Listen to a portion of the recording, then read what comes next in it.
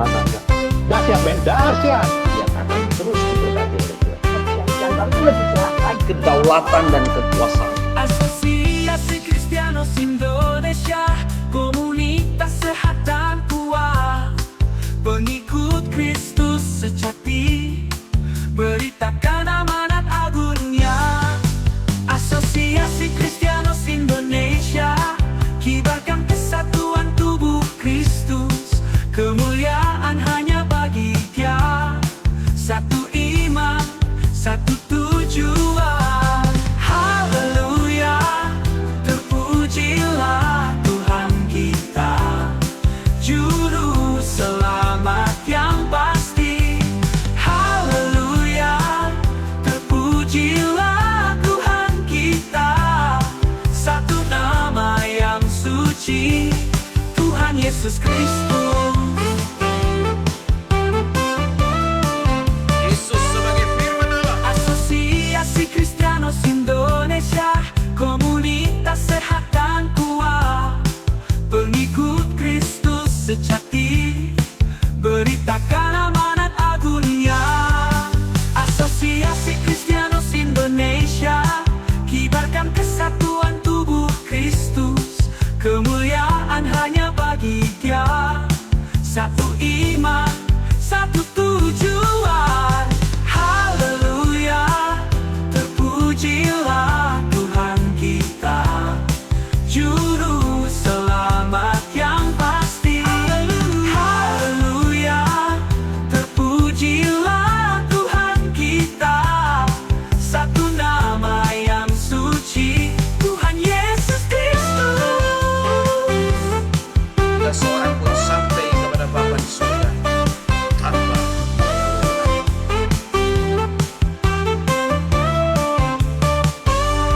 Haleluya, terpujilah Tuhan kita, Juru Selamat yang pasti.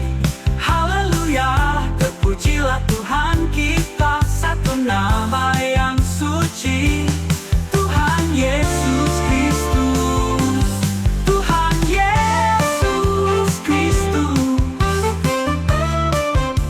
Tuhan Yesus Kristus.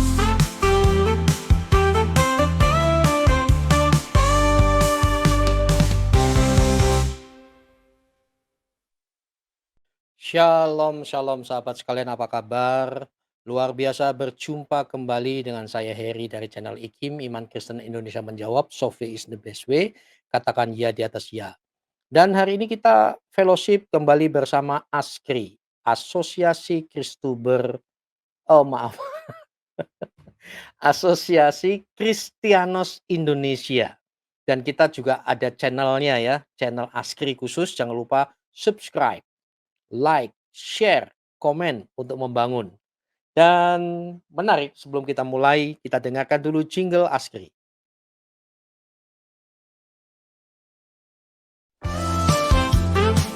secara terstruktur mana orang Kristen yang kuat dan mana yang dahsyat, dahsyat yang akan terus diberkati oleh Tuhan. Dan baru lebih jelas lagi. Kedaulatan dan kekuasaan. Asosiasi Kristianos Indonesia, komunitas sehat dan kuat, pengikut Kristus sejati, beritakan amanat agungnya.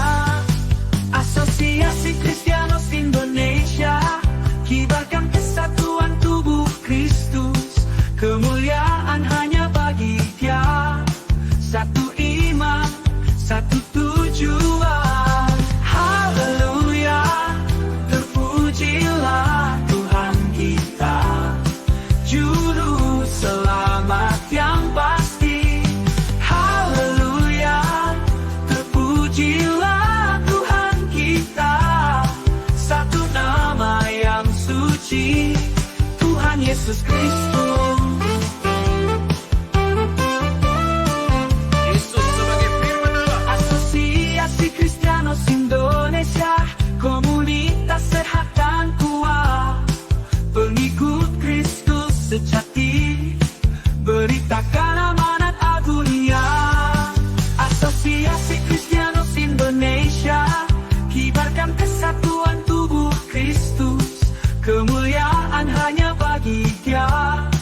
satu iman, satu tujuan.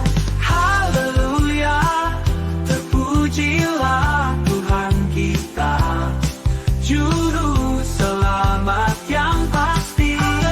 Haleluya, terpujilah Tuhan kita, satu nama yang suci, Tuhan Yesus Kristus. Kita seorang pun sampai kepada Bapa di surga tanpa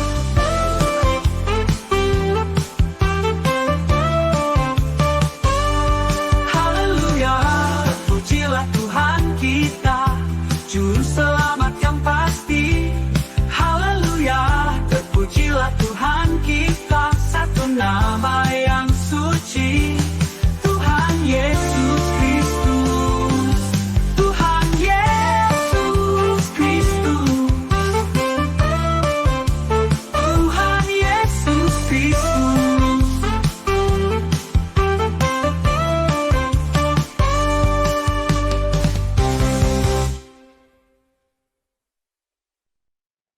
Haleluya. Satu jingle yang energik. Apa kabar Kiai David King, Pendeta Edi Wanjoyo, Shalom. Lars Waras, Pastor Immanuel, dan Muhammad Yasin. Shalom semuanya. Shalom. Puji Tuhan. Tadi di backstage goyang-goyang ya, dengar lagunya jingle Ya, Astri. betul. Ikut Luar joget biasa. semangat. Haleluya.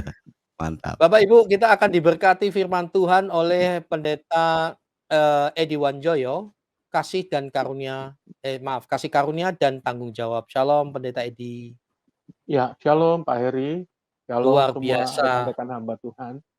Puji Tuhan. Shalom. Sekarang waktu Bapak untuk menyampaikan firman Tuhan dipersilahkan, kami semua menyimak dengan seksama. Oke, terima kasih Bapak Ibu Saudaraku. Luar biasa kalau pagi hari ini kita masuk dalam persekutuan Askri, dan saya percaya Tuhan hadir bersama dengan kita. Bapak Ibu, sebelum kita sama-sama belajar dari kebenaran firman Allah, mari kita berdoa. Bapa yang baik, pagi hari ini kami bersyukur Tuhan buat persekutuan, dan kami tahu Engkau hadir bersama kami, dan kalau Engkau hadir pasti memberkati kami. Kami rindu suaramu, kami rindu isi hatimu disampaikan lewat kebenaran firman Allah. Urapi hambamu, bahkan urapi kami semua Tuhan. Dalam nama Yesus, kami sambut firman-Mu. Haleluya, haleluya, amin. Oke Bapak Ibu, tema kita adalah kasih karunia dan tanggung jawab. Kenapa saya memberi tema kasih karunia dan tanggung jawab? Karena ada banyak orang mengalami kasih karunia Allah. Alkitab berkata memang keselamatan adalah kasih karunia dari Allah. Namun ada orang yang menyalahgunakan kasih karunia. Lupa bahwa kasih karunia yang Tuhan berikan, keselamatan yang adalah kasih karunia yang Tuhan berikan kepada kita harus diterima dengan tanggung jawab. Bukan berarti kalau kita sudah menerima keselamatan yang adalah kasih karunia, lalu kita hidup semau gue, atau hidup seenaknya sendiri. Tapi harus ada tanggung jawab yang kita lakukan kepada Tuhan. Mari kita baca sama-sama di dalam Titus, pasal yang kedua, ayat 11 sampai ayat yang ke-15. Titus pasal yang kedua, ayat yang ke-11 sampai dengan ayat yang ke-15. Karena kasih karunia Allah yang menyelamatkan semua orang sudah nyata. Ia mendidik kita supaya kita meninggalkan kefasikan dan keinginan-keinginan dunia, supaya kita hidup bijaksana, adil, dan beribadah di dalam dunia sekarang ini. Dengan menantikan penggenapan pengharapan kita yang penuh bahagia, dan pernyataan kemuliaan Allah yang maha besar, Juru Selamat kita, Yesus Kristus, yang telah menyerahkan dirinya bagi kita, untuk membebaskan kita dari segala kejahatan dan untuk menguduskan baginya suatu umat kepunyaannya sendiri yang rajin berbuat baik. Beritakanlah semuanya itu, nasihatilah dan yakinkanlah orang dengan segala kewibawaanmu, jangan ada orang yang menganggap engkau rendah. Ya, Bapak Ibu Saudaraku yang kekasih yang diberkati Tuhan, keselamatan memang kasih karunia. Tetapi lewat ayat-ayat yang barusan kita baca, ada tanggung jawab yang harus kita lakukan. Yang jadi masalah, ada banyak orang di dalam kekristenan hanya menganggap keselamatan adalah kasih karunia. Sehingga walaupun sudah diselamatkan, tetapi hidup tetap dalam dosa. Hidup dalam hal-hal perkara-perkara dunia. Bahkan ada pengajaran yang mengatakan sekali selamat, tetap selamat. Tapi tidak ada tanggung jawab. Saya percaya sekali selamat, tetap selamat, kalau hidup kita tetap di dalam Tuhan. Saya ulangi, memang kasih karunia, keselamatan adalah kasih karunia Allah yang sekali dilakukan oleh Tuhan Yesus di atas kayu salib. Sekali selamat, memang kita diselamatkan. Tetapi harus kita tetap ada di dalam Tuhan. Nah, ini penting sekali karena ada banyak orang di dalam kitab Yudas pasal yang pertama ayat 3 dan 4, ada orang yang menyalahgunakan kasih karunia dengan perkara-perkara yang tidak baik, dengan perkara-perkara yang tidak berkenan. Seolah-olah keselamatan yang adalah kasih karunia itu menjadi senjata. Kan saya sudah diselamatkan. Kan Tuhan sudah tebus dosa saya. Kan dosa saya sudah dipikul oleh Yesus di atas kayu salib. Lalu kita hidup seenaknya sendiri. Nah, ini persoalannya ada banyak orang melakukan hal yang sama seperti itu. Nah, Bapak Ibu Saudaraku yang kekasih, Alkitab mengajarkan kepada kita, keselamatan memang kasih karunia, tetapi kita tidak lagi mau diperhamba oleh dosa. Justru Alkitab mengajarkan kepada kita di dalam Roma pasal yang ke-6 ayat 15 sampai 19, kalau kita mengalami keselamatan oleh kasih karunia Tuhan, maka hidup kita tidak lagi diperhamba oleh dosa. Tapi sebaliknya, kalau kita mengalami keselamatan yang daripada Tuhan, maka hidup kita harus diperhamba oleh kebenaran firman Tuhan. Amin, Bapak Ibu. Kenapa demikian? Karena pada saat kita sudah mengalami kasih karunia, sebetulnya kehidupan kita sudah dimerdekakan oleh Tuhan.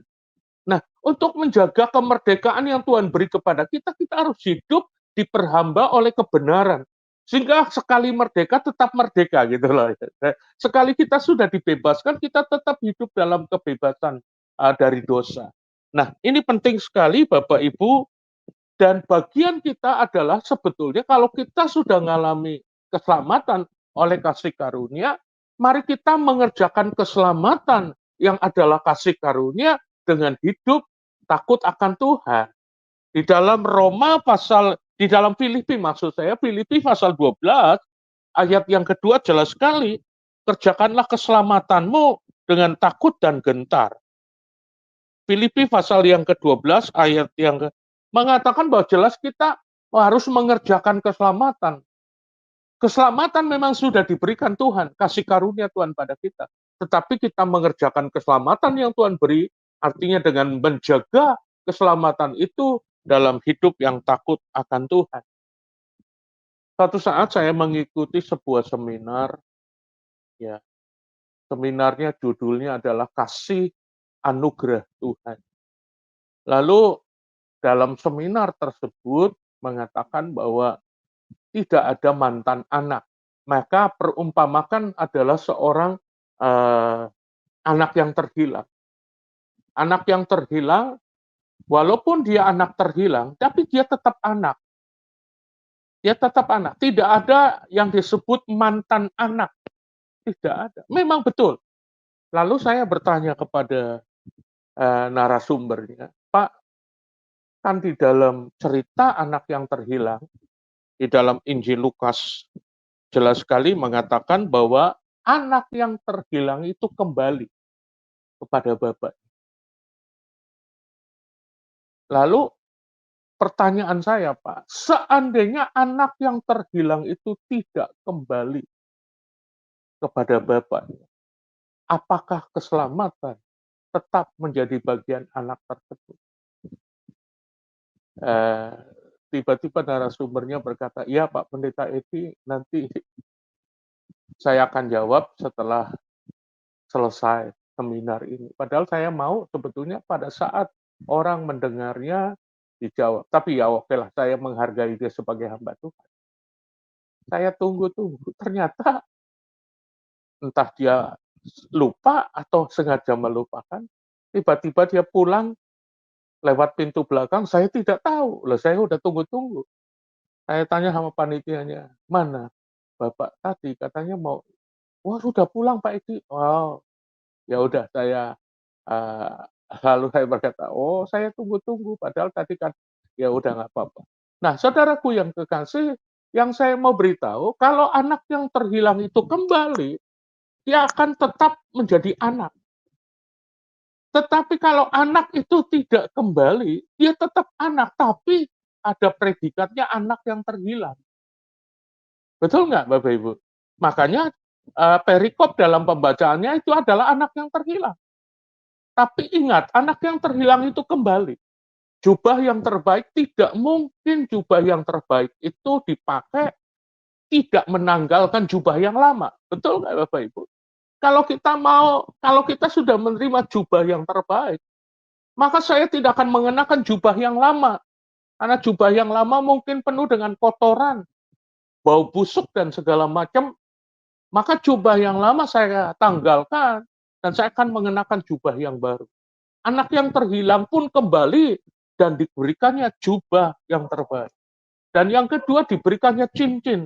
Artinya tadinya sudah tidak ada ikatan lagi jauh, tapi setelah diberinya cincin, kembali ada ikatan antara bapak dan anak itu, ada ikatan kembali lewat digambarkan diberikannya cincin. Yang ketiga diberikannya kasut, di mana anak ini setelah dia kembali menjadi anak Tuhan, menjadi kembali kepada bapaknya, dia akan memberitakan Injil, dia akan menyampaikan kabar baik, kerelaan untuk menyampaikan kabar baik kemanapun dia pergi. Tetapi seandainya anak itu tidak kembali, saya percaya dia tidak akan dikenakan jubah yang baru. Jubahnya tetap lama, bau busuk. Dia tidak akan dikenakan cincin, dia tidak akan dikenakan kasut, kerelaan untuk memberitakan Injil. Nah, Bapak Ibu yang kekasih, saya percaya kita jangan sampai menyalahgunakan kasih karunia. Memang keselamatan adalah kasih karunia, tetapi bukan berarti kita tidak menjaga kasih karunia itu dalam hidup kita. Ada tanggung jawab yang harus kita lakukan. Kolose pasal 2 ayat 6 berkata, kita telah menerima Yesus Kristus dalam hidup kita. Tapi ada satu peringatan di situ. Saya baca Kolose pasal 2 ayat 6. Karena kamu telah menerima Kristus Yesus Tuhan kita.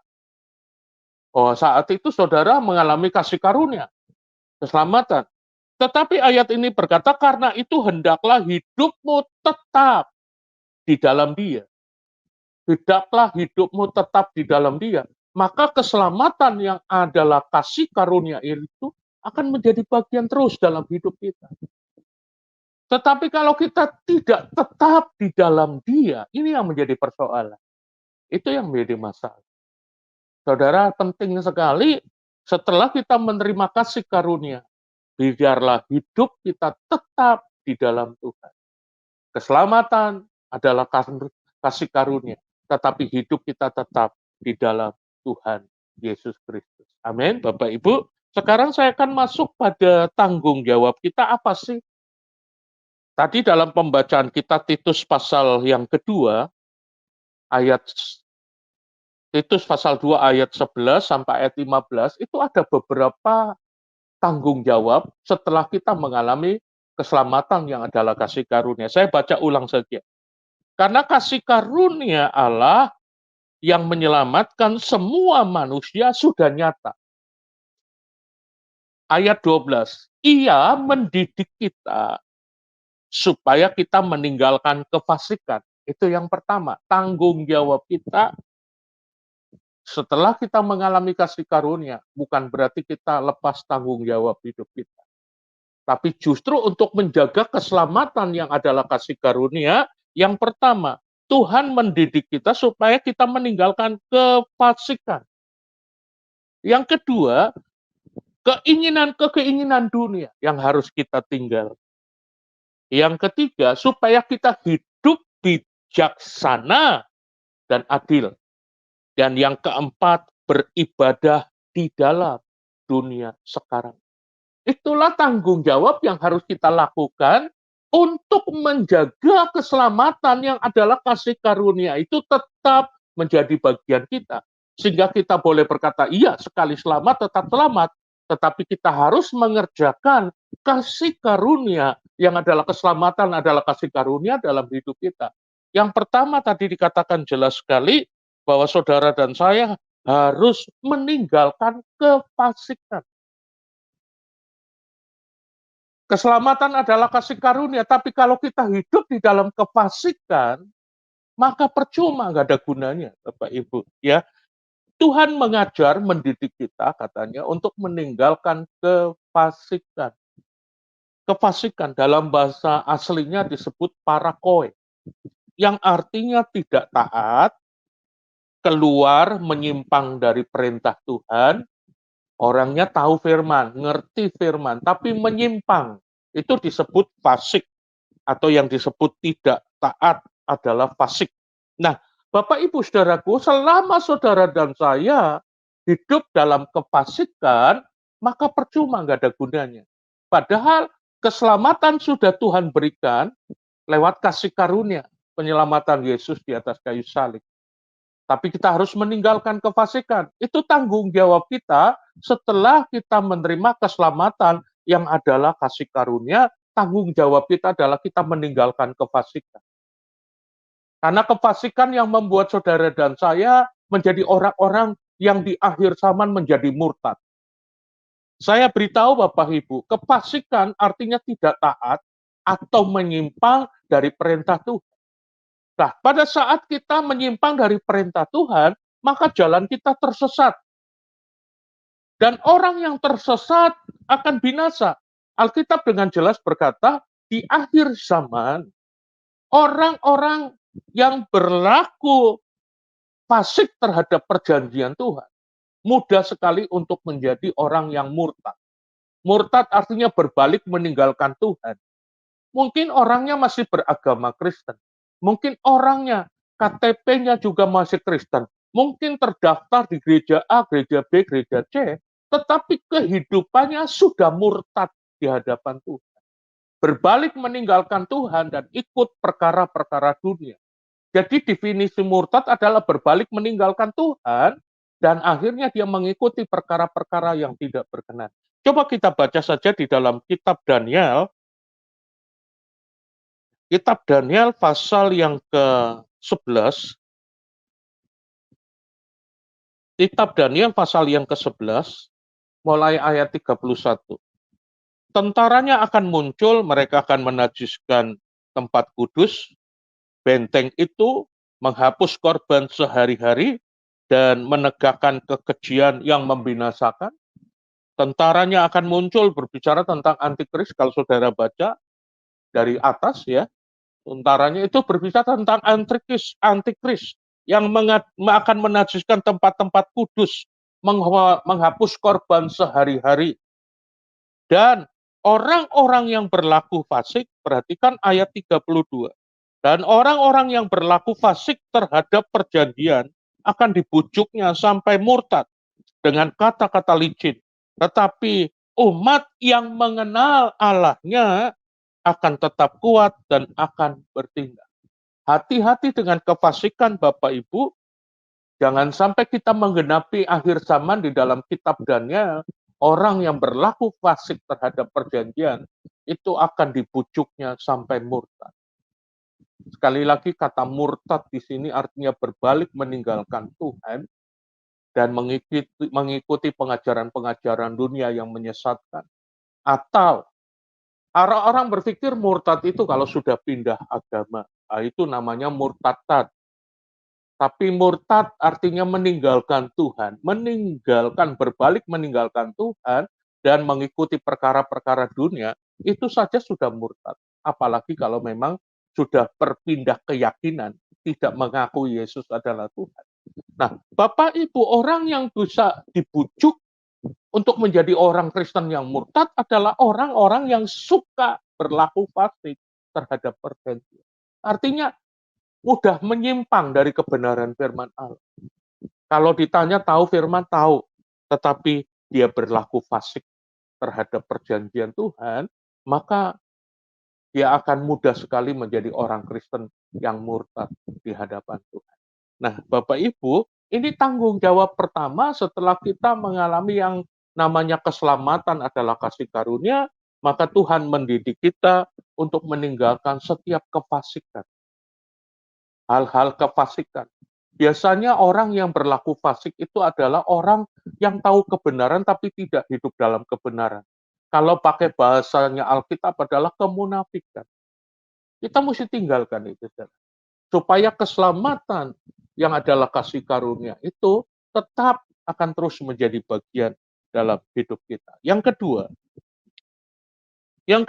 firman Tuhan tadi dengan jelas mengatakan meninggalkan keinginan dunia. Keinginan dunia. Jadi kalau saudara dan saya sudah mengalami keselamatan yang adalah kasih karunia, mari kita harus meninggalkan setiap keinginan dunia. Alkitab berkata kalau kita sudah menjadi manusia baru, kapan kita menjadi manusia baru? Pada waktu kita menerima Yesus, menerima keselamatan yang dari Tuhan, maka kita sudah menjadi manusia baru. Alkitab dengan jelas mengatakan orang yang sudah menjadi manusia baru akan mematikan semua keinginan dunia. Ya, kita baca Kolose pasal 3 ayat 5 sampai ayat 7. Karena itu matikanlah dalam dirimu segala sesuatu yang duniawi, yaitu percabulan, kenajisan, hawa nafsu, nafsu jahat, dan juga keserakahan yang sama dengan penyembahan berhala. Semuanya itu mendatangkan murka Allah atas orang-orang durhaka. Dahulu kamu juga melakukan hal-hal itu ketika kamu hidup di dalam. Ya, dahulu. Tetapi setelah kita mengalami keselamatan yang adalah kasih karunia, ada tanggung jawab dalam hidup kita itu mematikan segala sesuatu yang dunia. Saya pikir kita tahu persis ya, hal-hal duniawi yang masih melekat dalam diri kita. Apa saja. Nah, setelah kita mengalami keselamatan yang adalah kasih karunia, maka segala sesuatu yang duniawi itu mesti ditanggal. Mesti ditanggalkan dalam diri kita. Saya tahu persis hidup saya. Dulu penuh dengan perkara-perkara dunia dahulu. Sebelum saya mengalami keselamatan yang adalah kasih karunia dari Tuhan. Wow, banyak perkara-perkara dunia yang melekat. Tapi setelah saya menerima keselamatan itu, bertobat dan lahir baru, maka segala sesuatu yang duniawi mulai dibuang. Satu demi satu, semua mesti kita tanggal. Matikan segala sesuatu yang duniawi dalam diri kita. Itu tanggung jawab kita setelah kita mengalami keselamatan. Memang Alkitab berkata bahwa ada orang selalu mengatakan, mengargumentasikan, membela diri berkata, Pak Pendeta, kita kan masih di dunia. Benar, siapa bilang kita sudah pindah di planet lain? Kita masih ada di dunia. Tetapi sesungguhnya kalau kita sadari bahwa orang yang sudah menerima keselamatan dari Tuhan, sebetulnya bukan orang dunia lagi. Melainkan Tuhan telah memilih kita dari dunia. Itu sebabnya dunia membenci kita. Itu sebabnya mari Bapak Ibu setelah kita mengalami keselamatan, maka kita mulai meninggalkan perkara-perkara dunia. Karena kita sadari bahwa kita bukan dari dunia lagi. Di dalam Yohanes pasal 15, ayat yang ke-18, jikalau dunia membenci kamu, ingatlah bahwa ia telah lebih dahulu membenci aku daripada kamu. Sekiranya kamu dari dunia, tentulah dunia mengasihi kamu sebagai miliknya. Tetapi karena kamu bukan dari dunia, melainkan aku telah memilih kamu dari dunia, sebab itulah dunia membenci kamu. Wow. Saudara sadari bahwa kita bukan orang dunia lagi, tapi kita sudah dipilih dari dunia ini. Makanya kita tidak lagi hidup dengan perkara-perkara dunia. Ya, kita tidak lagi berjuang dengan perkara-perkara dunia, tapi kita berjuang dengan perkara-perkara ilahi di dalam diri kita. Karena Alkitab dengan jelas berkata perjuangan kita bukan pakai cara-cara duniawi. Saya pernah menasehati seseorang yang sudah bertobat lahir baru mengalami keselamatan, tapi masih memakai cara-cara dunia dalam dagangnya, dalam usahanya, masih suka nipu dalam perdagangannya.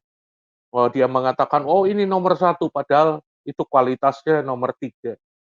Wow, dengan satu saat saya menasehati orang tersebut. Karena kebetulan lewat pelayanan kami di pasar, orang itu bertobat. Ya. Tapi cara dagangnya kok masih pakai perkara-perkara dunia. Lalu saya ngomong, kalau kamu sudah menerima keselamatan dari Tuhan, mari hidupmu jangan lagi pakai perkara-perkara dunia, termasuk soal dagang. Lalu saya nasihati, karena kebetulan Bapak Ibu, istri saya datang ke kiosnya dengan saya, lalu sengaja saya membeli produk-produk dari tokonya, kiosnya, ya gula, ya ini macam-macam. Tapi istri saya itu orangnya suka teliti sekali. Sampai di rumah, gula pasirnya ditimbang lagi. Ternyata bukan 1 kilo. Kami beli 2 kilo. Yang 1 kilo ditimbang oleh istri saya. Isinya cuma 8 on. Lalu istri saya ngomong, Pak, kan mereka itu sudah anak Tuhan, sudah mengalami keselamatan, nasihati saja. Oh ya, saya besoknya saya cari waktu, saya menasihati. Dan waktu dinasihati, dia mengerti, nangis, keluar air mata. Dan di hadapan saya, dia tunjukkan timbangannya. Timbangannya ternyata disisipkan sebuah kardus kecil. Sehingga kalau orang lihat timbangannya pas 1 kilo. Tetapi sesungguhnya ada terkurang 2 on. Lalu berkata, ini Pak Edi, saya cabut kardusnya. Dan semua minyak kelapanya, tepung terigunya, gula pasirnya yang sudah ditimbang, dibuka lagi, dan ditimbang dengan cara yang baru. Kenapa yang terjadi? Pada saat dia mengikuti tentang pengajaran itu, tentang hidup benar sesuai dengan aturan-aturan kerajaan, maka dia boleh bersaksi. Dalam 1 tahun, hidupnya sangat diberkati luar biasa. Dia berkata, saya sudah ada di kios ini 6 tahun, tapi 5 tahun yang di belakang, saya tidak bisa, hanya istilahnya diberkati, tapi tidak bisa beli kios yang baru. Tapi baru 1 tahun dia taat mengikuti aturan-aturan kerajaan Allah dan tidak lagi pakai aturan-aturan dunia dengan tipu daya. Dia berkata, saya bisa beli kios lagi. Wow, saya berkata, kebenaran itu selalu dibela oleh Tuhan. Kenapa? Karena kebenaran itu Tuhan sendiri. Nah, mari Bapak Ibu, kalau kita sudah mengalami keselamatan yang adalah kasih karunia, maka mari kita tidak lagi hidup dengan perkara-perkara, meninggalkan perkara-perkara dunia. Bahkan di dalam 1 Yohanes pasal yang kedua ayat 15, janganlah engkau mengasihi perkara-perkara dunia dan apa yang ada di dalamnya. Sebab dunia ini sedang lenyap dengan keinginannya. Tetapi orang yang melakukan kehendak Bapa akan tetap hidup untuk selamanya. Kita tidak lagi mengasihi perkara-perkara dunia. Yang ketiga, tanggung jawab yang ketiga, kita harus hidup bijaksana di hadapan Tuhan. Apa sih bijaksana? Saya lihat kamus, bijaksana itu bijak, arif, budiman, dan cerdas. Tidak bodoh. Itulah orang yang hidup bijaksana. Alkitab mengajarkan kepada kita, kalau kita sudah diselamatkan oleh kasih karunia, maka kita harus hidup bijaksana. Dengan kata lain, Bapak Ibu, kita harus jadi orang Kristen yang bukan hidup lagi dalam kebodohan-kebodohan. Ada orang berpendidikan secara pendidikan sekuler, wah punya S1, S2, ya, bahkan sudah profesor, tapi hidup masih bodoh. Bodoh dengan perkara-perkara dunia. Saya ambil contoh, satu saat di kota kami, di kota Manado, ada seorang profesor, sampai masuk ke koran lokal, seorang profesor didatangi istri dan anaknya di sebuah kampus dan bikin heboh, dijelaskan bikin heboh di kampus. Kenapa? Karena profesornya tidak hidup bijaksana dengan istri dan anak-anaknya, tapi justru hidup dengan perempuan lain yang notabene adalah bukan istrinya. Dan saudaraku yang kekasih, saya pikir pendidikannya sudah profesor, tetapi bodoh di hadapan Tuhan. Tidak hidup bijaksana di hadapan Tuhan. Tapi kita menjadi orang yang Kristen yang sudah mengalami keselamatan, mari kita hidup secara bijaksana di hadapan Tuhan. Cerdas, hidup takut akan Tuhan, hidup arif dan bijaksana, bukan jadi orang Kristen yang bodoh. Di dalam Efesus pasal 5, kita dituntut untuk hidup bijaksana dan mengerti kehendak Tuhan lewat firman Allah. Karena itu perhatikanlah dengan seksama bagaimana kamu hidup. Janganlah seperti orang bebal, tetapi seperti orang arif, bagian dari bijaksana tadi. Dan pergunakanlah waktu yang ada karena hari-hari ini adalah jahat. Sebab itu janganlah kamu bodoh, tetapi usahakanlah supaya kamu mengerti kehendak Tuhan. Menjadi orang Kristen yang bijaksana, yang mengerti kehendak Tuhan. Melakukan apa yang Tuhan mau, taat dalam kebenaran firman Tuhan. Firman Tuhan memberi perumpamaan orang bodoh dan orang bijaksana. Dalam Matius pasal 7 ayat 24-27.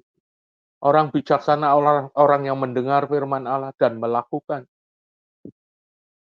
Tetapi orang yang bodoh, orang yang mendengar tapi tidak melakukan kebenaran, itu adalah orang bodoh yang membangun rumahnya. Tidak ada fondasi yang kokoh, tidak ada fondasi yang kuat. Tapi orang bijaksana mendengar firman Tuhan dan melakukan. Digambarkan seperti seorang yang membangun rumah, punya dasar fondasi yang kokoh, yang kuat. Datang badai, datang persoalan, datang tantangan, rumahnya tetap kokoh, kuat. Tidak roboh, tidak hancur. Berapa banyak orang-orang percaya, orang-orang Kristen hari-hari ini di akhir zaman, roboh, hancur kehidupannya. Karena tidak dibangun di atas batu karang yang teguh, Yesus Kristus. Karena kehidupannya tidak memiliki kehidupan yang bijaksana. Tapi dia berlaku bodoh di hadapan Tuhan. Ada perumpamaan yang lain tentang gadis bijaksana dan gadis yang bodoh. Gadis berbicara tentang gereja Tuhan. Saudara dan saya adalah gereja Tuhan. Dan sudahkah kita menjadi gereja Tuhan yang bijaksana, yang mempersiapkan pelita dengan minyaknya, sehingga waktu mempelai datang kita siap menyongsong mempelai. Kenapa? Karena kita sudah siap pelita dengan minyaknya. Tapi gadis yang bodoh tidak. Punya pelita, tapi minyaknya kehabisan. Sehingga terlambat. Pada waktu mempelai datang, maka dia baru mau cari minyak dan akhirnya tertinggal. Tidak boleh masuk dalam kesukaan sorgawi. Nah, Bapak Ibu Saudaraku yang kekasih, kalau kita sudah mengalami kasih karunia, keselamatan yang adalah kasih karunia, mari kita belajar bagaimana cara hidup kita. Bukan jadi orang yang bebal, yang bodoh. Tapi mari kita menjadi orang Kristen yang bijaksana, yang mengerti kehendak Tuhan, dan melakukan kehendak firman Allah. Yang keempat, yang terakhir, orang setelah kita mengalami keselamatan yang adalah kasih karunia, maka tadi dikatakan jelas di dalam Titus, beribadah kepada Allah. Tanggung jawab kita beribadah kepada Allah sekarang ini, di tengah-tengah dunia sekarang ini. Beribadah kepada Allah. Nah, Bapak Ibu Saudaraku yang kekasih, beribadah kepada Allah, Alkitab berkata ibadah itu mengandung janji. Di dalam Timotius pasal 4 ayat 7 dan 8. Ibadah itu mengandung janji. Latihan badani terbatas bunian, tetapi ibadah itu mengandung janji. Baik untuk hidup ini maupun untuk hidup yang akan datang. Janji dalam ibadah itu luar biasa untuk hidup ini, sementara saudara dan saya menjalani kehidupan, dan untuk hidup yang akan datang, yaitu hidup yang kekal. Itu janji dalam ibadah. Tapi persoalannya ada ibadah yang percuma. Wow, Pak Pendeta Edi, ada ibadah yang percuma. Betul, Bapak Ibu. Ada ibadah yang percuma. Kapan ibadah itu percuma? Karena Alkitab berkata dengan jelas, Matius pasal 15, ayat 7 dan 8. Ini ibadah yang percuma, Bapak Ibu. Hai orang-orang munafik, benarlah nubuat Yesaya tentang kamu. Bangsa ini memuliakan aku dengan bibirnya, padahal hatinya jauh daripada percuma mereka beribadah kepadaku, sedangkan ajaran yang mereka ajarkan ialah perintah manusia. Ternyata ibadah ada yang percuma, Bapak Ibu. Kenapa? Karena ibadah dengan kemunafikan. Ya, mulutnya memuji Tuhan. Bangsa ini memuliakan aku dengan bibirnya, padahal hatinya jauh dari Tuhan. Hatinya masih melekat kepada perkara dunia.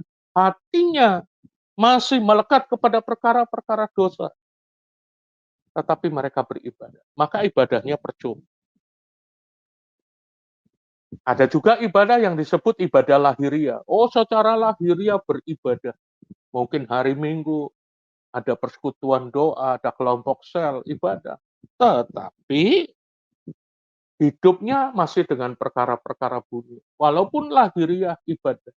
Nah, ibadah kita bukan hanya ibadah yang lahiriah, yang cuma rutinitas saja. Itu ibadah yang lahiriah. Ada juga ibadah yang sia-sia. Ibadah yang sia-sia adalah begini, waktu kita beribadah, tapi kita tidak menjaga mulut kita. Yakobus pasal yang pertama ayat 26. Kalau kita tidak mengekang lidah kita, maka ibadah kita sia-sia. Buat apa kita ibadah pagi, sore, siang, hampir setiap hari kita ibadah, tapi mulut kita tidak dijaga, maka Alkitab berkata Yakobus 1 ayat 26, ibadah kita sia-sia. Lalu ibadah yang sebenarnya bagaimana? Ibadah yang sebenarnya adalah ibadah yang sejati. Roma pasal 12 ayat 1, karena itu saudara-saudara demi kemurahan Allah, aku menasihatkan kamu, supaya kamu mempersembahkan tubuhmu sebagai persembahan yang hidup, yang kudus, dan yang berkenan kepada Allah. Itu adalah ibadah yang sejati.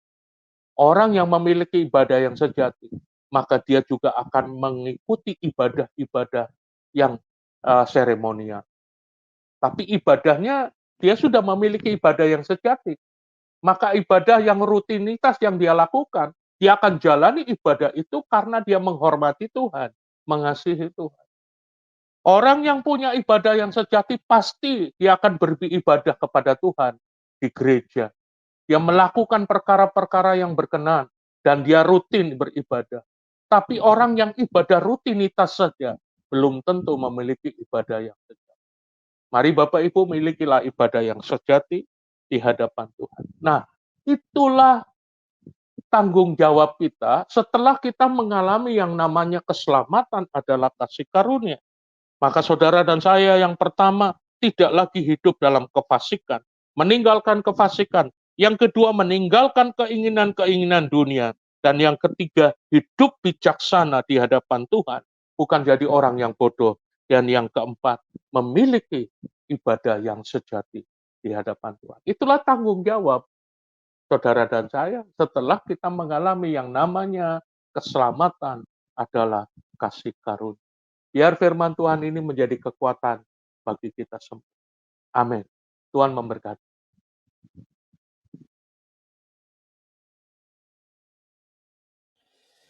Puji Tuhan, kita telah mendengarkan firman Tuhan dan kembali lagi sebagai awal jumpa kita di tahun ini, kita dengarkan jingle Askri. Lalu kita akan sharing.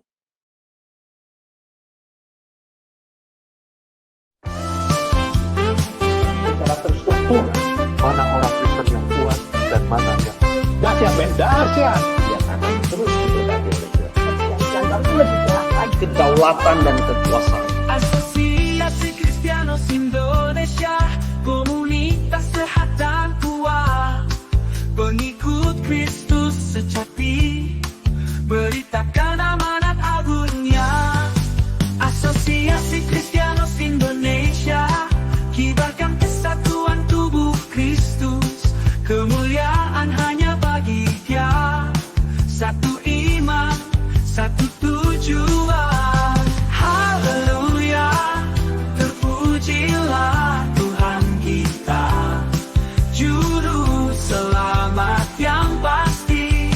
Haleluya, terpujilah Tuhan kita, satu nama yang suci, Tuhan Yesus Kristus.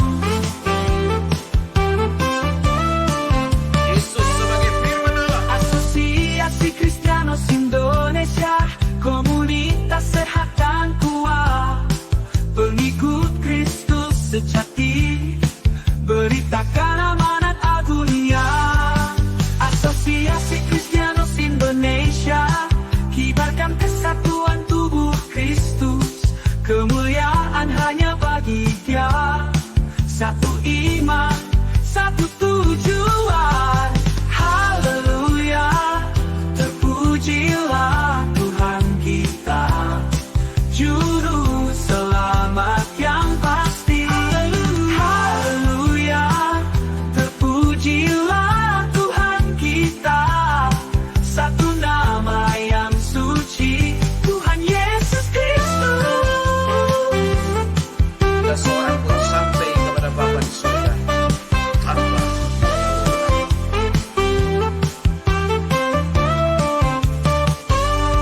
Haleluya, terpujilah Tuhan kita, juru selamat yang pasti. Haleluya, terpujilah Tuhan kita, satu nama yang suci, Tuhan Yesus Kristus.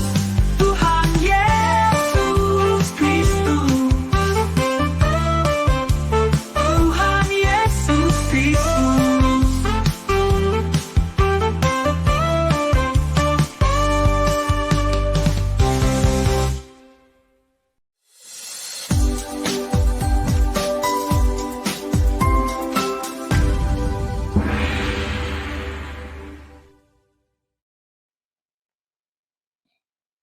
Haleluya, semangat, semangat, semangat, semangat semua yang ada di room. Shalom semua. Ayo. Shalom. Shalom, shalom, shalom. Ya, jadi kayak orang demo, jadi nggak perlu saya absen satu-satu. Shalom satu kali ya. Wow, Wah, hari singlenya ini bikin saya joget Pak Eri. joget ya Pak ya. Wow, open cam langsung hilang sinyal saya. Iya. Oh ya. Baik, hari ini kasih karunia dan tanggung jawab. Wah, tadi ada ibadah sia-sia. Aduh, merinding juga ya. Pak King David, bagaimana menurut Anda? Silakan. Ya, terima kasih kepada hambanya Bapak Pendeta Edi Wanjoyo yang telah memaparkan kebenaran firman Tuhan tentang kasih karunia dan tanggung jawab. Ya, seringkali dalam kehidupan kita orang Kristen, kita mendengar tentang kasih karunia sebagai anugerah yang diberikan oleh Tuhan Yesus tanpa syarat. Kasih karunia adalah anugerah dari Tuhan yang memungkinkan kita untuk menerima keselamatan. Bukan karena usaha kita, tetapi murni karena kasih Tuhan. Seperti yang terdapat dalam Efesus 2 ayat 8-9. Namun banyak yang mungkin lupa bahwa meski kasih karunia itu gratis, tapi bukan murahan. Ya, kasih karunia juga menuntut tanggung jawab dari kita. Karena itu, marilah kita melihat bagaimana keduanya kasih karunia itu berjalan secara paralel. Maksudnya murahan gimana, Pak? Ya, seringkali orang merasakan kasih karunia itu gratis, tidak mereka kerjakan seperti itu. Lalu mereka meremehkan, mencampakkan kasih karunia itu. Padahal Tuhan sudah kerjakan kasih karunia itu. Kemudian kita melihat bagaimana kasih karunia Tuhan bukan sekedar tiket menuju keselamatan, tetapi suatu kekuatan yang mengubah ketika kita menerima kasih karunia. Kita dibebaskan dari hukuman dosa, dan Roh Kudus mulai bekerja dalam diri kita untuk memperbaharui hidup kita. Rasul Paulus mengingatkan kepada kita di dalam Roma pasal 6 ayat 1-2 bahwa kita tidak boleh terus hidup dalam dosa hanya karena ada kasih karunia. Orang pikir, wah, orang Kristen boleh dong buat dosa, bikin dosa. Habis itu berdoa, maka Tuhan mengampuni dosanya. Tuhan kan baik. Tuhan kan baik, katanya. Orang Kristen luar biasa. Jadi jangan salah tangkap, saudara. Firman Tuhan gak bisa, saudara, mempelintirnya ya. Kasih karunia itu mengundang kita untuk meninggalkan cara hidup yang lama dan hidup bagi Kristus. Ini adalah bukti nyata dari karya kasih karunia yang beroperasi dalam hidup kita. Demikian dari saya. Baik, luar biasa. Nanti kita bisa kloter kedua ya. Pak Immanuel SR, gimana Pak? Kasih karunia bukan untuk main-main. Nah Bapak ini kan orang yang mendapatkan kasih karunia ya Pak, dari gelap menuju terang. Silakan. Iya. Ini khotbah dari hambanya Pak Pendeta Edi ini dahsyat ya. Penyampaiannya halus, tetapi nusuk banget ini sebenarnya. Ya ini buat, iya. Jadi satu yang saya highlight, ketawa, Pak. Yang ditutup malah ketawa. Silakan. Ada satu yang saya highlight tentang anak yang terhilang tadi. Ya. Karena ini pertanyaan dari Pak Pendeta Edi ini juga pernah saya tanyakan, kok sama. Nggak ada hamba Tuhan yang berani menjawab langsung, ya dia akan hilang, nggak ada gitu. Ngumpet malah dia, muter-muter.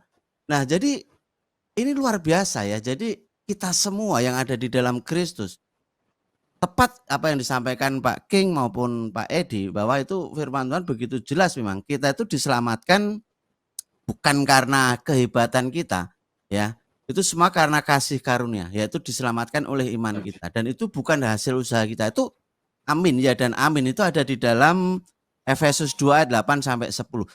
Coba kalau kita baca ayat yang dari 9-10, itu begitu jelas. Karena kita ini buatan Tuhan, buatan Allah, diciptakan dalam Kristus untuk apa? Melakukan pekerjaan baik. Ya kan?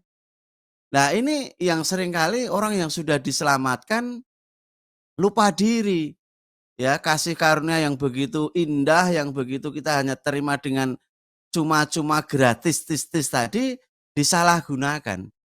Makanya tentang perumpamaan anak yang hilang ini menjadi highlight saya ya untuk kita semua.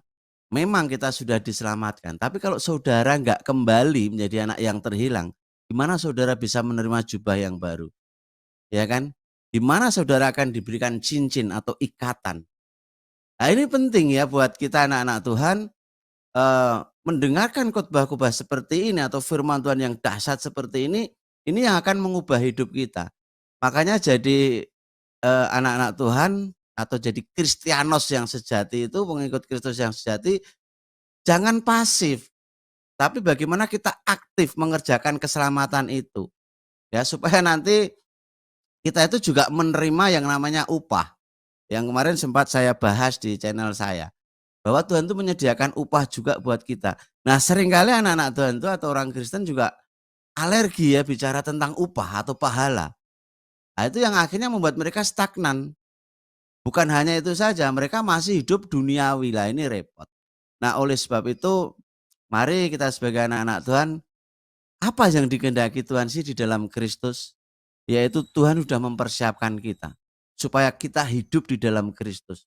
Jangan hidup mengikuti dunia.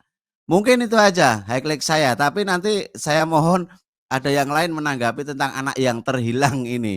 Ya, Tuhan Yesus berkati. Salam. Baik, Ya. puji Tuhan. Itulah highlight-nya Pak Iman. Iya, Itu adanya engklek. Engklek. Engklek. Oke, luar biasa. Pak Larswaras, gimana nih kasih karunia? Pasti kita semua ngalami ya. Silakan. Iya, terima kasih Pak Heri, terima kasih Pak Pendeta Edi Wanjoyo ya. Saya nangkapnya kasih karunia itu pengampunan ya, keselamatan yang diberikan. Jadi memang sih kalau Tuhan memanggil lalu ditolak, karena sebenarnya Tuhan itu manggil nggak sekali sebenarnya, karena sebenarnya kalau mau jujur dalam setiap kehidupan kita itu Tuhan sering manggil, bukan sekali dua kali gitu ya. Jadi kalau sering manggil terus menerus ditolak sampai akhir hayatnya telat, saudara-saudari, itu hilang beneran ya, hilang beneran.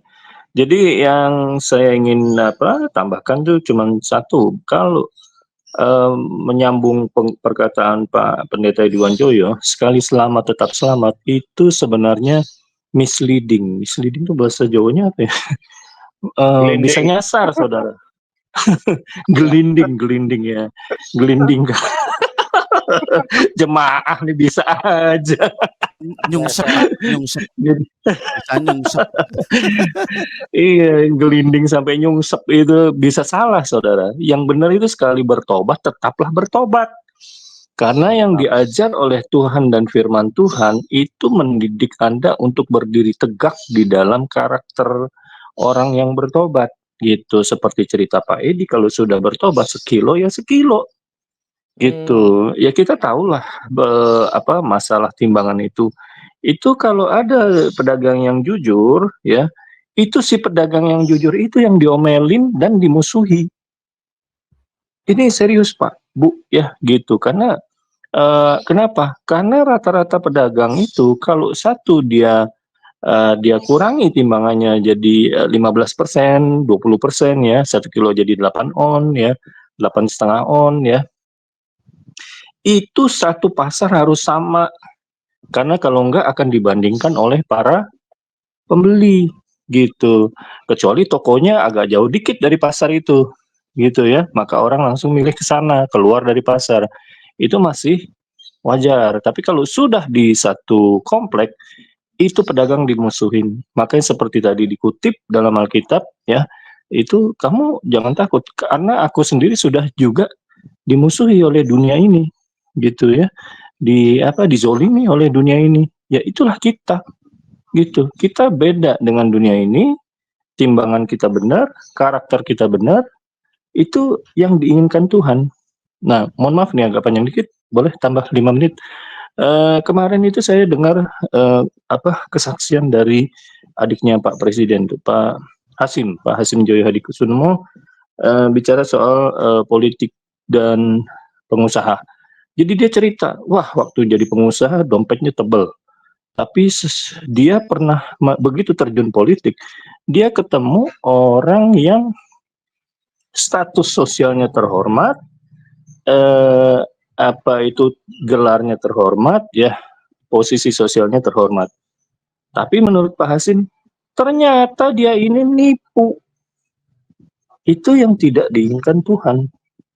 Gitu ya. Jadi status sosial di tengah masyarakat ini itu tidak mencerminkan siapa saudara, siapa kita, gitu ya. Tidak selalu benar orang yang terhormat itu bisa dihormati ternyata. Ternyata ada yang munafik. Dan itu diceritakan oleh Pak Hasim. Ternyata dia nipu, ternyata dia bohong, gitu. Lah, itu tidak diinginkan oleh Tuhan. Tuhan maunya kita itu punya karakter yang tegak lurus, berdiri di atas firman-Nya. Jadi kita dikenal sebagai apa yang kita omongkan, apa yang kita perbuat. itu acungan jempol dari Tuhan. Itulah bertobat. Seperti tadi dikatakan, dikutip dalam firman Allah gitu, bahwa pertobatan kita itu harus kita perjuangkan gitu. Memang benar saudara gitu. Karena kita itu seperti Petrus ya, awalnya seperti rumput yang bergoyang, tapi lama-lama kita harus berubah menjadi batu karang, menjadi Petra, menjadi batu karang yang melawan gempuran ombak. Artinya apa? Iya, kalau angin bertiup ke barat, kita ikut ke barat dulu begitu. Angin ke timur, kita ikut ke timur dulu begitu. Sekarang angin mau niup kemana saja, kita tetap berdiri tegak di atas firman Tuhan. Itu yang diinginkan, gitu loh. Karakter Anda kuat, itu yang ingin dibangun Tuhan, itu loh. Jadi mari bertobat dengan benar dan hiduplah di dalam pertobatan. Nah, makanya sekali bertobat, tetap bertobat. Itu bukan hal yang mudah, karena itu proses, saudara, proses umur hidup. Kita merubah karakter kita sesuai firman Allah, gitu loh. Itu yang diinginkan Tuhan. Demikian firman Tuhan. Terima kasih Pak Edi. Pak King, ya silakan Pak Jenderal. Jangan jadi tomat ya, tobat, kumat, tomat. Pak dibuang itu Pak. Karena ada firmannya Pak. Ada firmannya. Kamu tuh suam-suam kuku. Saya itu sekali bertobat. Iya. Kamu suam-suam kuku. Bentar panas, bentar dingin, bentar panas, bentar dingin. Tak muntahin sekalian kamu itu. Nah, kena lo kita tuh. Oke, iya, jangan bikin Tuhan masuk angin ya, muntah mual perutnya, panas ayam. Oke, Pak Jos Gunawan. Halo. Ya. Silakan, waktu Anda 3 hari 3 malam, silakan. Saya pulang dah. Ayo bubar. Iya. Silakan. Ya, shalom sama saya Jos Gunawan ya, salam kenal. Luar biasa sekali. Saya walaupun di dalam perjalanan saya juga mendengarkan tadi kasih karunia dan tanggung jawab. Nah ini, jadi ada dua kubu ini. Pertama yang di luar kekristenan, oh enak ya jadi orang Kristen, sudah ditebus ya sudah bebas berbuat dosa. Nah, kemudian di dalam kekristenan orang Kristen sendiri ya tidak sedikit orang yang mempunyai atau memegang ini sekali selamat tetap selamat, hyper grace saudara ya. Nah sekarang saya akan membedakan agama lain dengan Kristen. Kalau agama lain ya tidak mendapatkan kasih karunia anugerah, dia berusaha jadi berbuat baik supaya mendapatkan perkenanan, mencari perkenanan kepada Tuhan ya, berbuat baik supaya diselamatkan. Tapi kalau Kristen berbuat baik karena sudah diselamatkan, sudah mendapatkan kasih karunia anugerah. Kemudian agama lain berbuat baik supaya bagaimana menabung ya, perbuatan baik itu supaya berkenan di hadapan Tuhan. Padahal tidak ada cara-cara manusia sebaik-baiknya ya akan berkenan di hadapan Tuhan. Artinya apa? Perbuatan baik manusia itu merupakan kain kotor. Kenapa? Kita harus mengerti tentang sifat Allah itu sendiri. Maha kuasa, betul. Maha suci, saudara. Jadi perbuatan baik itu dibanding dengan kemahasucian Tuhan, agak laku, kotor. Makanya dari itu Tuhan itu turun ke dunia untuk menebus, memberikan kasih karunia anugerah. Kalau Kristen selamat dulu, berbuat baik. Nah, kalau di dalam Filipi 2 ayat 12, tetaplah kerjakan keselamatanmu, hai saudara-saudaraku yang kekasih, kamu senantiasa taat. Karena itu tetaplah kerjakan keselamatanmu dengan takut dan gentar. Bukan saja seperti waktu aku masih hadir, tetapi terlebih pula sekarang waktu aku tidak hadir. Artinya kita berbuat kebenaran, berbuat baik sesuai yang Tuhan ajarkan ya, itu harus ada integritas, saudara. Apa adanya. Tuhan melihat hati, tersembunyi dimanapun saja berada, Tuhan tetap melihat. Mungkin saya berbuat dosa atau apa di luar ya, sepengetahuan Pak Heri, Pak Edi Wanjoyo, Pak King David, Pak Muhammad Yasin, Pak Leres, Pak Jody Manuel, istri anak saya, tapi Tuhan tetap melihat. Terakhir di dalam 1 Petrus 4, betapa anak-anak Tuhan itu dituntut untuk benar-benar hidup di dalam kebenaran dan kesucian seperti yang kita sembah, saudara. Ya, jangan main-main kalau di dalam kekristenan. 1 Petrus 4 ayat 18, dan jika orang benar hampir-hampir tidak diselamatkan, apakah yang akan terjadi dengan orang fasik? Orang yang berdosa ya, yang suka yang melawan ketetapan Tuhan, orang fasik dan orang berdosa. Orang benar saja, saudara, hampir-hampir tidak diselamatkan. Artinya ya, standar kehidupan anak-anak Tuhan sangat tinggi. Tuhan memberkati. Silakan Pak Eri. Oke, luar biasa. Terima kasih Pak. Baik sahabat, saat ini kita masuk pada closing statement sebelum nanti pada bagian terakhir Pendeta Edi Wanjoyo juga akan berdoa berkat untuk kita semua. Pak King David, closing statement Anda singkat padat. Iya, dari pertemuan hari ini. Kasih karunia itu luar biasa ya. Kalau saya ibaratkan ada orang yang tenggelam, sudah megap minum air, lalu kita tidak mungkin berdiri di pinggir sungai dan ambil Alkitab dan bilang, ya bertobatlah engkau dan serahkanlah dirimu dibaptis. Atau kita bilang, ya Yesus, jalan kebenaran dan hidup, tidak ada seorang pun sampai kepada Bapa di sorga. Maka orang itu keburu mati, saudara. Udah 15 liter dia minum air. Ya, demikian kalau kita lihat Tuhan kita, dia tidak berkhotbah seperti itu, tapi dia kirim putra tunggalnya turun ke dunia ini. Ya, menyelamatkan saudara dan saya. Demikian juga kita, saudara. Jadi jangan hanya bisa berkhotbah, bicaranya banyak, tapi kita tidak melakukan firman Tuhan. Kita seperti canang yang gemerincing. Demikian dari saya. Baik, luar biasa, to the point. Pak Laras Waras. Iya Pak. Iya, sekali bertobat tetap bertobat ya. Karena kasih karunia Tuhan itu memang benar apa kata Pak Yasin. Mahal sekali gitu ya. Dulu saya juga merasa seperti dimanjakan gitu loh. Tapi ya bablas gitu ya. Itu gak boleh saudara. Nanti saudara akan jatuh dalam dosa lagi gitu ya. Justru yang diminta itu kalau sudah diberi kemudahan ya, dinaikkan derajatnya begitu ya jemaah ya. Itu saudara diminta bertanggung jawab. Iya. Ya. Jangan ikut-ikutan apa itu tadi itu kalau timbangan di korupsi 2 on, saudara ikut-ikutan korupsi berjemaah. Oh enggak, jangan ya. Gitu loh. Apakah ada akibatnya? Ada, dimusuhin saudara. Yang lainnya gila, saudara dianggap tidak gila. Yang lainnya dianggap waras, saudara dianggap gila. Nah, itu yang terjadi. Itu ada loh di koran dulu tuh. Gitu. Jadi belajar berdiri di atas firman Tuhan ya. Mengerti, begitu firman Tuhan Anda benturkan dengan kehidupan nyata, baru Anda akan mengerti apa yang dikatakan Tuhan. Karena pengalaman kita dengan Tuhan itu akan menjadi mirip. Meskipun skalanya kecil. Gitu, Anda akan kaget apa yang diderita oleh Tuhan. Terima kasih Pak. Baik, luar biasa. Pak Jos, singa dari Yehuda, silakan closing Anda. Bukan Pak Immanuel dulu Pak, enggak. Saya ya. Pak, komandannya saya. Kasih karunia. Mau closing atau saya tendang? Silakan. Jemaah bertobat jemaah. Iya.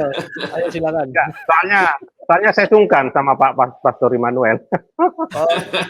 Ya, tapi Pak Komandan sudah melindungi saya ya. Terima kasih. Tenang aja. Jadi saudara, di dalam kekristenan ketika Tuhan panggil, ketika Tuhan jamah ya kepada orang yang berdosa kita itu, maka kita ada respon, ada bagian Tuhan, ada bagian kita, saudara. Nah, ketika kita merespon positif, kita melihat belakang, wah dosa saya banyak. Nah, inilah kita mendapatkan kasih karunia anugerah dienolkan, saudara. Tandanya apa pertobatan? Tandanya dibaptis. Dan orang yang dibaptis itu adalah anak bayi kekristenan mulai melangkah di dalam kebenaran ya, sehingga ketika kita mendapatkan kasih karunia anugerah dibaptis ya, kan ada yang ngomong dibaptis sampai 7 kali. Itu namanya, tapi saya tadi ingat tobat. Itu bukan mutu dari kekristenan yang sudah, iman kekristenan yang sudah sempurna sampai 7 kali, 8 kali, 10 kali. Itu pembodohan kerohanian, saudara. Ya, terakhir ya. Tetaplah kerjakan keselamatanmu dengan takut dan gentar. Waduh, thank you Lord. Bukan saja seperti waktu aku masih hadir dan lain sebagainya dan seterusnya. Tuhan memberkati. Amin, luar biasa. Terima kasih. Sekarang Pak Immanuel, tadi saya salah baca, jadi tak terusin. Salah lihat urutan. Silakan Pak Immanuel. Maka Iya, terima kasih. silakan. Ya, jadi luar biasa tema ini ya, bicara tentang kasih karunia dan juga tanggung jawab. Ini tentu firman Tuhan ini memberikan penguatan buat kita ya, bahwa setiap kita yang sudah ada di dalam Kristus Yesus, yang sudah menerima Yesus Kristus sebagai Tuhan dan Juru Selamat, kita itu sudah menerima kasih karunia. Hanya saja kita kadang-kadang lupa bahwa Tuhan itu menghendaki agar kita itu melakukan banyak pekerjaan baik, yaitu untuk memuliakan namanya. Yaitu untuk apa ya, misalnya Tuhan itu sudah memperlengkapi kita sebenarnya, orang-orang percaya ya, dan supaya kita juga bisa menguatkan dan juga menjangkau orang lain. Oleh sebab itu penting buat kita saat kita udah menerima kasih karunia, ayo kita memiliki tanggung jawab, karena itu bukan hasil usaha kita, bukan hasil pekerjaan kita, tetapi kita diselamatkan untuk melakukan pekerjaan baik, yaitu diciptakan dalam Kristus Yesus untuk melakukan pekerjaan baik. Itulah tanggung jawab kita saat kita sudah menerima kasih karunia. Terima kasih Pak Heri, waktu dan tempat saya kembalikan. Iya, Pak Yasin, closing Anda sebelum ke Pendeta Edi. Pak Yasin. Oh, lagi manjat kelapa ini. Baiklah. Baik saudara, jangan lupa ya, kasih karunia Tuhan itu anugerah. Seperti orang nggak bisa bayar utang, tiba-tiba ada yang menebus. Saya pernah ngalami itu Pak. Waduh, rasanya betapa sukacitanya. Maka dari itu percayalah kepada Tuhan, sebab hanya Beliau yang berkata, I'm the way, the truth, and the life. Nobody come to the Father but by me. Jangan suruh ngulang ya, itu saya menghafal 3 bulan. Baiklah. Pendeta Edi Wanjoyo, nasihat Anda untuk kita semua, satu kali berdoa berkat untuk kita semua, dan terima kasih untuk kebersamaan semua. Shalom. Oke, terima kasih rekan-rekan hamba-hamba Tuhan yang luar biasa, masukan-masukannya yang hebat-hebat ya. Terima kasih memperlengkapi untuk kebenaran firman Tuhan. Satu hal yang saya mau lengkapi lagi, bahwa ada banyak orang sudah mengalami kasih karunia. Minta maaf di daerah kekristenan yang zona nyaman, yang turun-temurun, justru mereka menganggap kasih karunia adalah kesempatan untuk berbuat dosa. Banyak saudaraku, hingga waktu ditemukan, kenapa kamu orang Kristen kok masih hidup dalam dosa? Ya kan dosa saya sudah ditebus, dosa sudah dibayar. Yesus sudah mati buat saya. Jadi menyalahgunakan kasih karunia. Tapi bagi kita, orang yang mengerti bahwa di balik kasih karunia Tuhan yang begitu hebat, luar biasa, dengan begitu luar biasa, kasih karunia keselamatan itu dibayar mahal oleh Tuhan. Seharusnya kita mengerjakan tanggung jawab kita sebagai anak Tuhan, sebagai orang percaya yang sudah ditebus oleh darah anak domba Allah, yang sudah mengalami kasih karunia keselamatan, maka kita memberikan hidup ini untuk Tuhan. Karena hidup itu bukan milik kita, tapi milik Tuhan Yesus Kristus. Amin. Mari kita berdoa. Bapa yang baik, terima kasih fellowship kami boleh berjalan dengan baik. Kami diberkati bagaimana kasih karunia yang sudah Tuhan berikan lewat keselamatan harus dibarengi dengan tanggung jawab kami sebagai orang percaya, sehingga keselamatan yang Tuhan beri kepada kami, kasih karunia itu tidak menjadi sia-sia, bahkan kami boleh menjadi berkat bagi banyak orang. Terima kasih, kami akhiri untuk fellowship kami pada pagi hari ini dalam nama Tuhan Yesus. Bapak Ibu Saudaraku yang kasih, mari kita terima berkat dari Tuhan. Diberkatilah keluargamu, diberkati pelayananmu, diberkatilah engkau dalam segala sesuatu. Biar apa saja yang kau kerjakan dibuat Allah berhasil. Terimalah berkat dan nikmat dari Bapa di surga, cinta kasih daripada Yesus Tuhan kita selalu menyertai engkau. Dengan perantaran kuat kuasa Roh Kudusnya, dia menghibur, menolong, bahkan membela kehidupan kita semua hari ini. Sampai Tuhan Yesus datang kali yang kedua, menjemput kita semua. Yang percaya mengasihi Tuhan sama-sama katakan, amin. Amin.